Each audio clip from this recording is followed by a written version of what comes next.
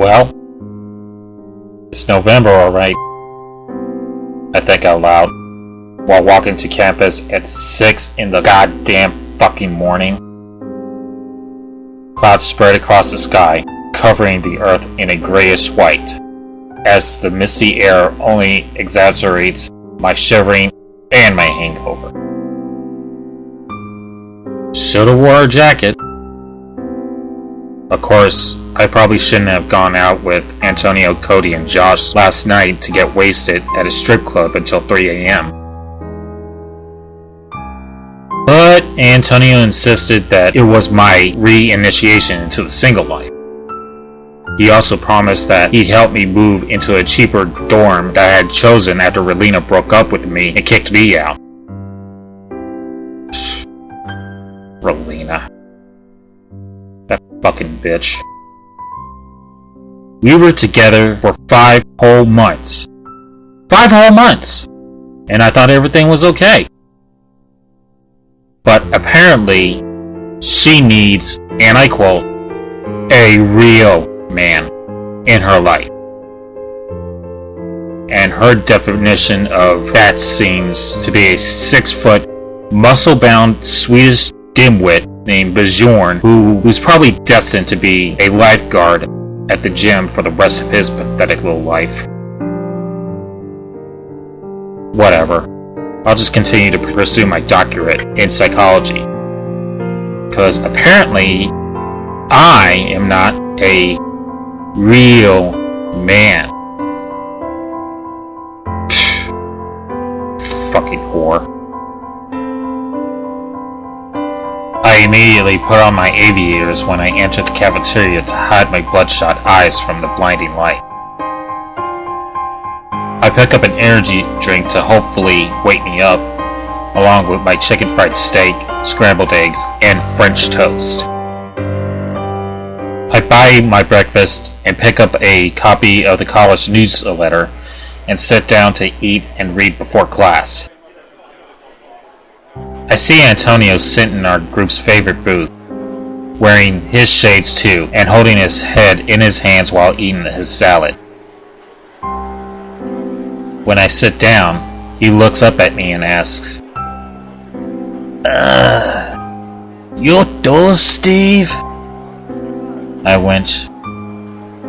Not so loud, dude. You're making it worse. Antonio chuckled lightly. Hey, man. It was worth it though, right? Yeah. I started to eat my fried steak and place the paper down. The first thing I see is a picture of a student, with the headline, Mysterious death of a student occurred last night. I do a double take before reading the article. Holy shit! This isn't the kind of article you see in a college newsletter. Look at this, Antonio, I say as I turn the paper to where we could both see it. Antonio looks at it and lowers his shades, his jaw dropping. Hey, isn't that gamer dude from psychology class? I immediately recognized the thin, olive-skinned guy with short, messy black hair who always wore Nintendo or anime t-shirts every time I saw him.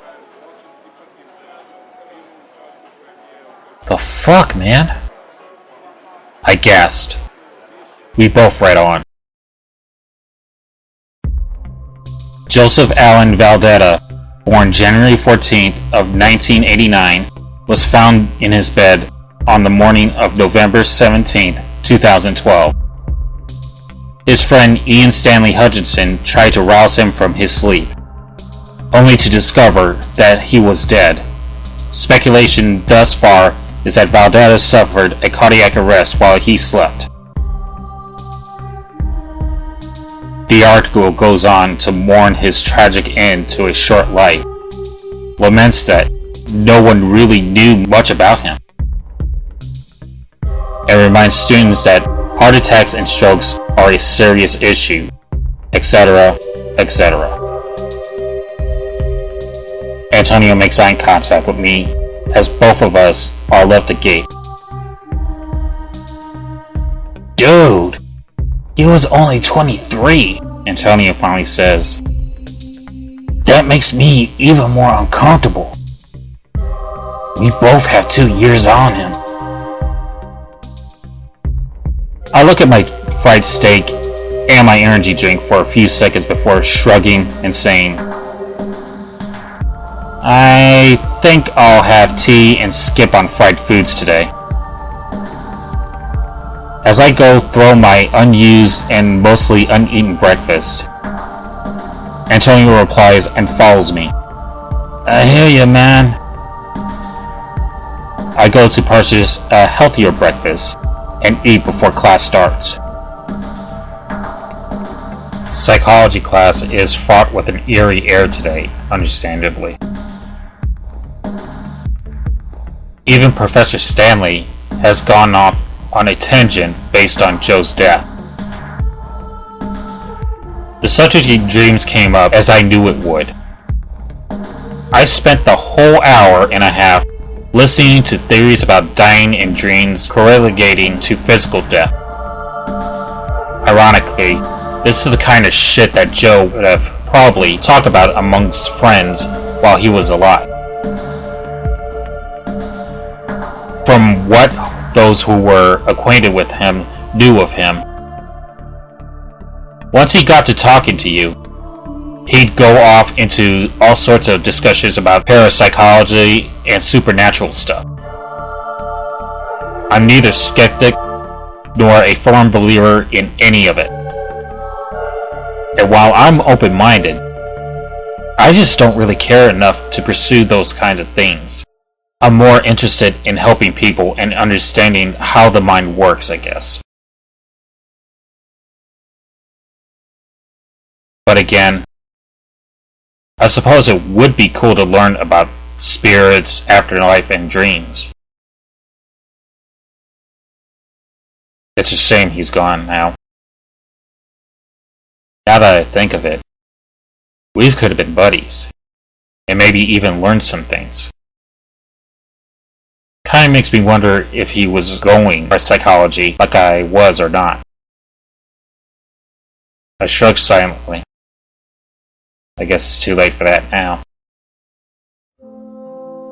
The afternoon comes earlier with the coming of winter, and the sky gets darker a lot faster with the clouds.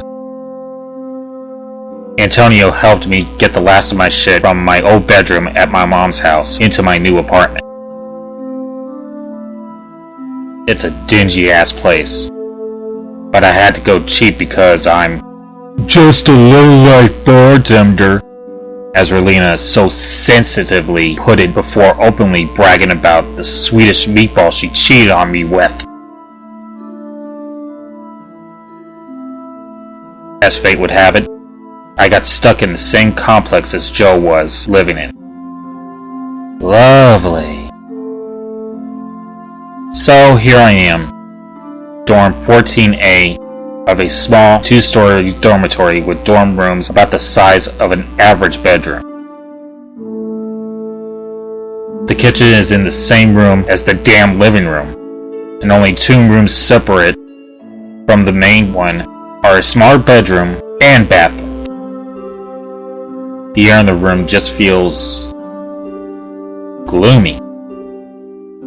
I can't tell if that's from the weather or my bitterness over everything that's happened for the past few days. And though Antonio left about an hour ago, I still don't feel like I'm alone in here. I can't really shake the feeling, but I dismissed it as unfamiliarity with my new surroundings.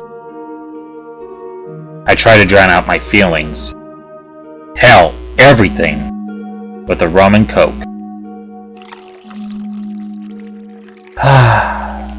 Take me away, Captain Morgan.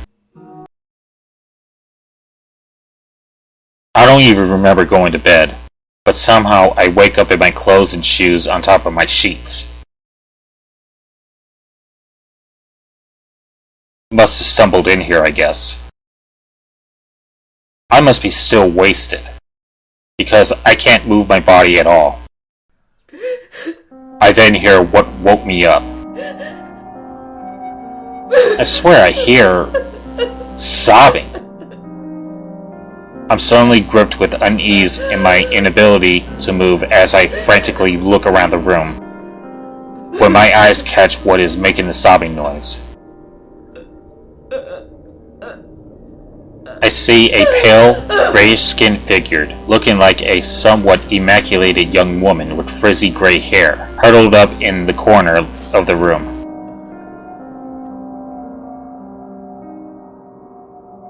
I must have made a startled noise, because as I spot her, she immediately stops sobbing and raises her head up to make eye contact.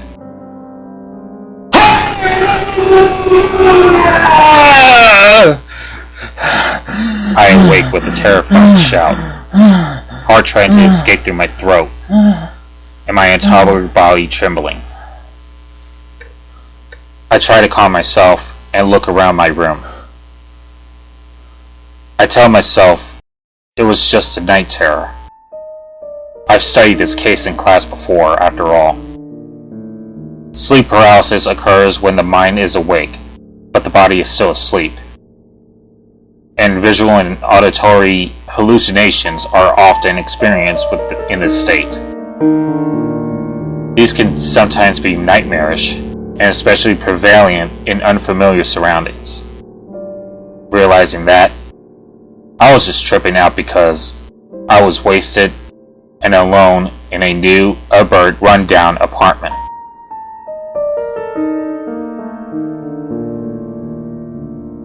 I relax. And yet, I still feel eyes staring at me. After the night I had, I'm not very alert today. I don't even know if I went to class today or not.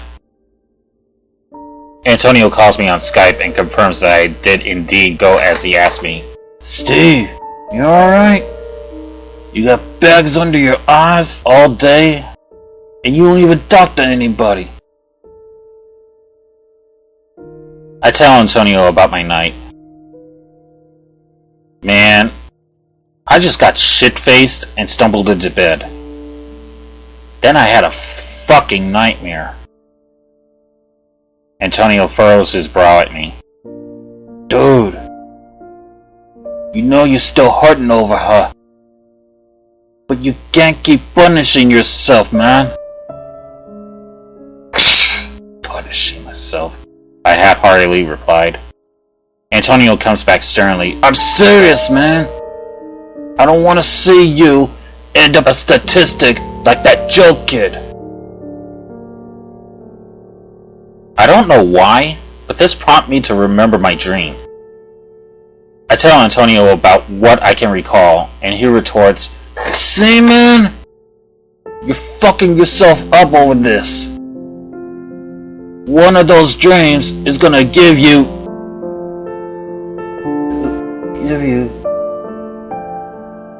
He stops, makes eye contact like me, then shakes his head. I don't know about all that shit anyways.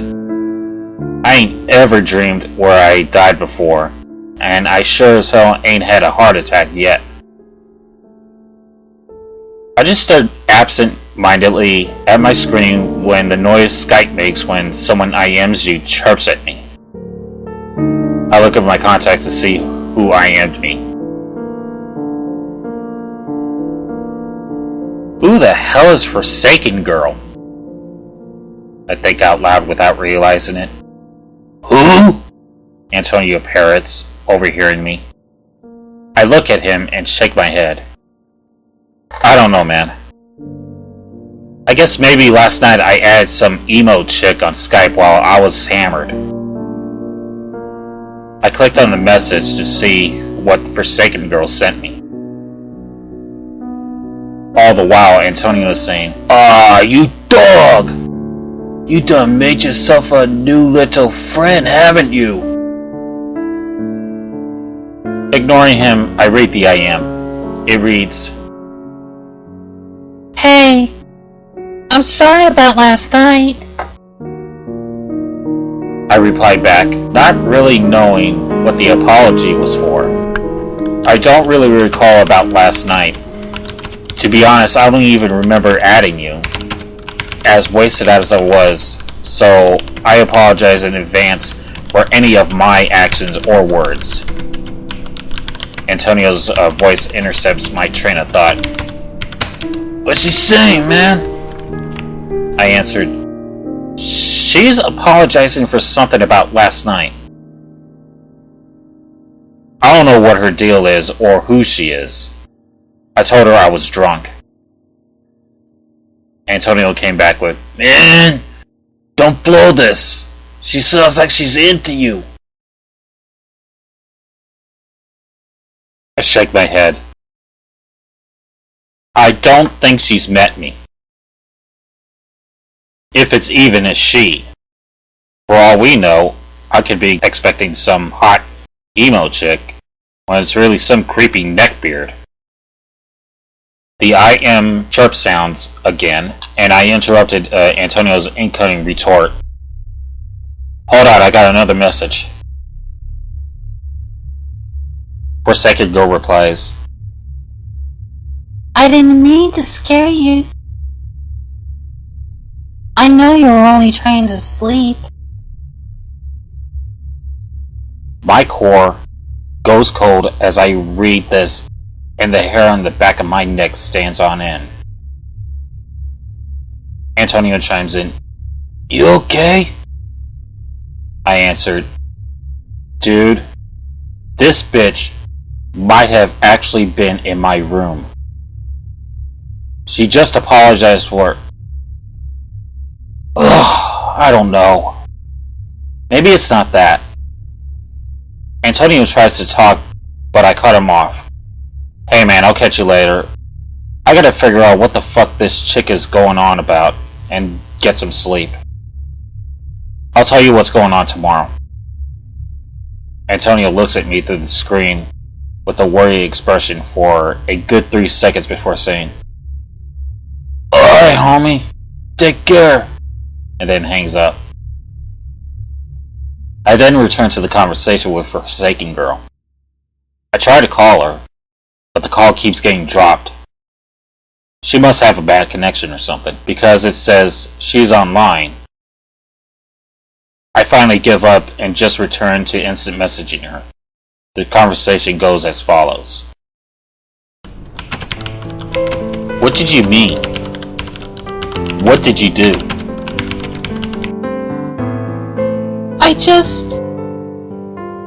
My boyfriend and I used to live here, in the same apartment. My apartment? Yes.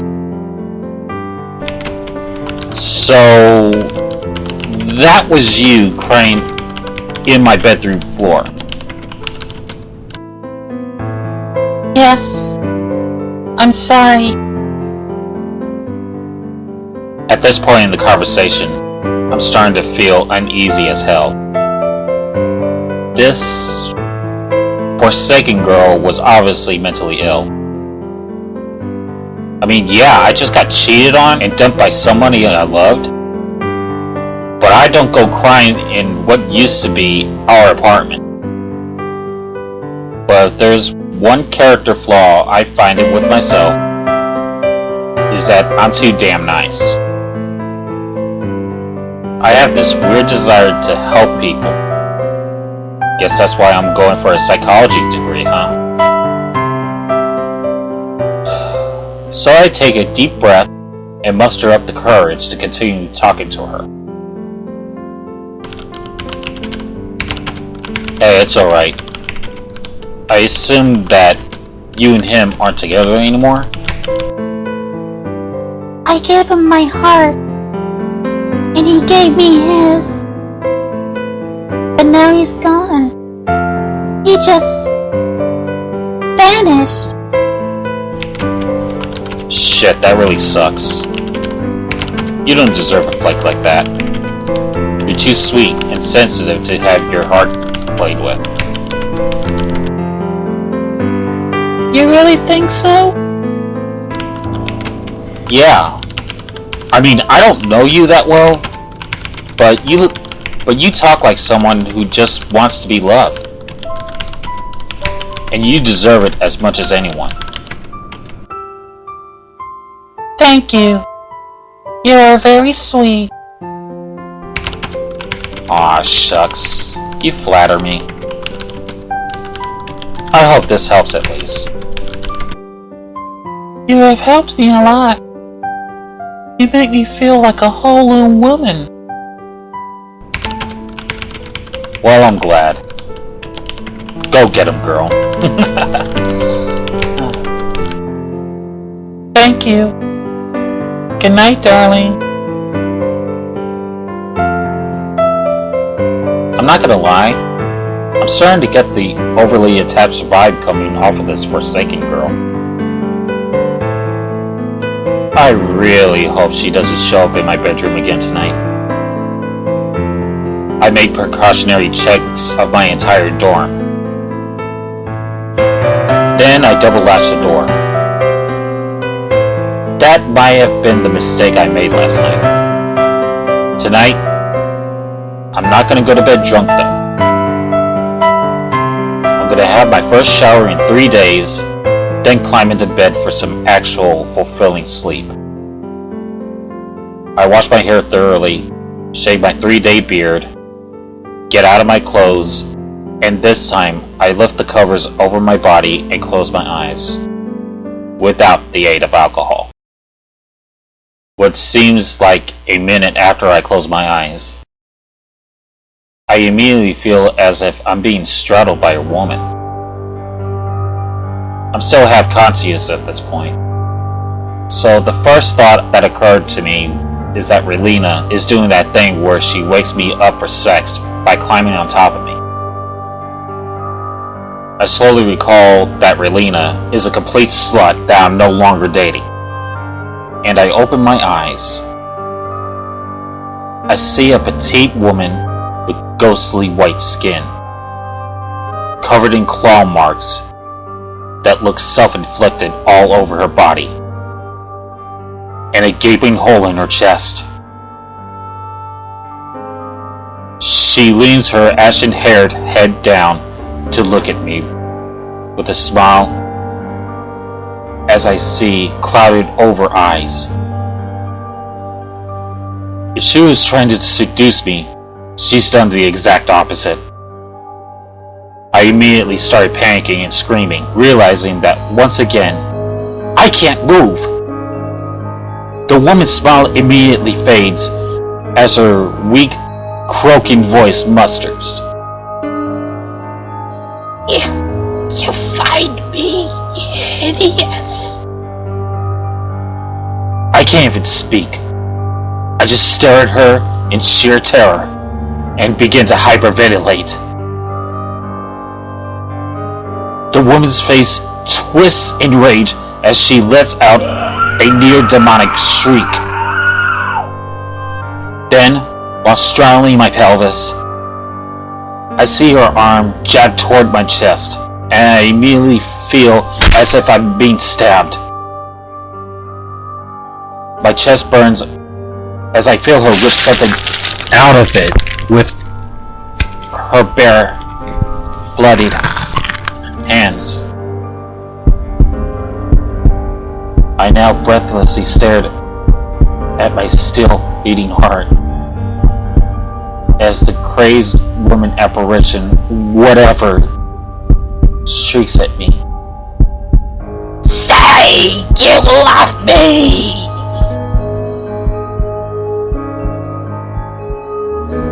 As my vision narrows, I choke out a weak croak